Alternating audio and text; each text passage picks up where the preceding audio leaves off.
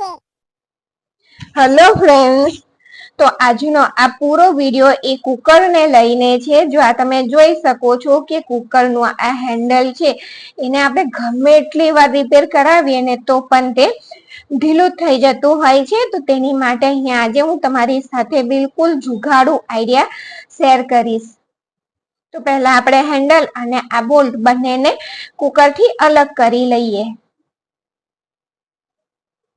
અને આ આઈડિયા તમે હેન્ડલ ને લગતા કોઈ પણ વાસણ હોય તમારી જોડે આ રીતના હેન્ડલ વાળું તેની સાથે તમે કરી શકો છો। તો અહીંયા જો છૂટું પાડી દીધું ત્યાર પછી નેલ પોલિશ લઈ લેવાની।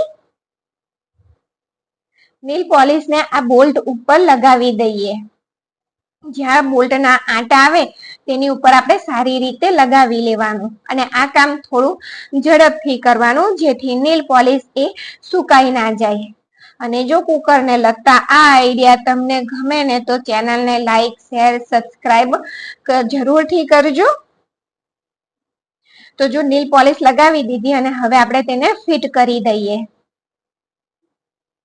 તો આ રીતે આપણે તેની ઉપર હેન્ડલ લગાવી દઈએ જ્યાં બોલ્ટ લગાવવાનો છે ત્યાં અને બોલ્ટ લગાવી દઈએ અને બોલ્ટ લગાવી અને તેને થોડી વાર માટે સુકાવા દેવાનું છે।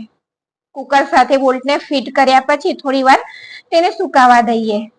તો આ રીતે ટેસ્ટર થી બિલકુલ ટાઈટ તમારે કરી દેવાનું અને 10 થી 15 મિનિટ સુકાવા દઈએ। ત્યાં સુધી હું તમારી સાથે બીજો આઈડિયા શેર કરું। તો અહીંયા જો આ કુકર નું ઢાંકણ છે જ્યાંથી અહીંયા વિસલ અને વાલ છે ત્યાં આપણે એક એક ટીપું તેલ લગાવી દેવાનું જેનાથી શું થશે કે દાળ તમારી દાળ કે કોઈ પણ વસ્તુ તમે કુકરમાં બાફવા માટે મૂકો ને તો તે ઉભરાશે નહીં અને એકદમ સરસ રીતે બફાઈ જશે। ત્યાર પછી જો થોડું તેલ હાથમાં લઈ અને આ રીતે રીંગ પર પણ લગાવી દેવાનું।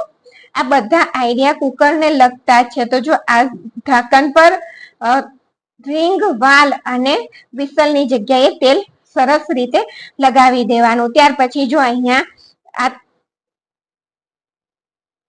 તમે જોઈ શકો છો કે 15 મિનિટ પછી તમને બતાવું છું તો એકદમ સારી રીતે ફિટ થઈ ગયો છે। હલાવીએ પણ હલતો નથી। તો ત્યાર પછી જો આ રીતે ઢાંકણની રીંગ હોય ને તે ઢીલી થઈ જતી હોય છે। આપણે તેને કાઢીને ધોઈએ ને એટલે તે ઢીલી થઈ જતી હોય છે અને ધોવી પણ જરૂરી હોય છે। તો તેને આપણે ફ્રીઝરમાં જ્યાં બરફ રાખતા હોય ને ત્યાં તેને આપણે અડધા કલાક માટે રાખી દેવાની કાં તો પછી બિલકુલ ઠંડા બરફના પાણીમાં તેને અડધા કલાક માટે પલાળી દેવાની। ત્યાર પછી તો તેનો શેપ લઈ લેશે।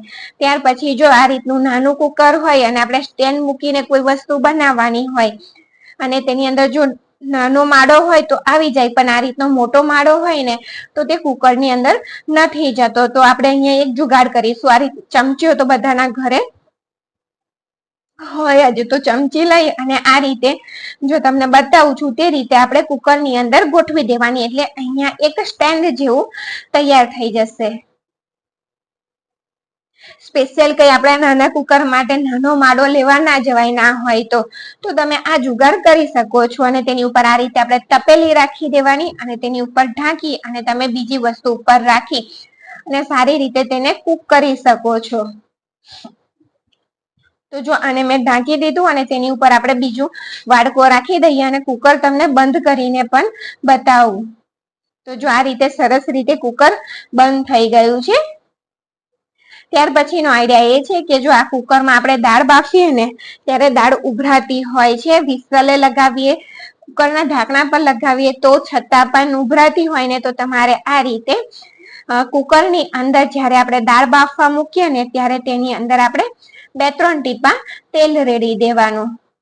તો જો ઢાંકણ મેં તમને બતાવી દીધું એકદમ ચોખ્ખું છે। તો આ તેલ રેડી દઈએ 2-3 ટીપા અને કુકર ઢાંકી અને દાળ બાફવા માટે રાખી દીધી હતી અને ખોલીને તમને બતાવું છું કે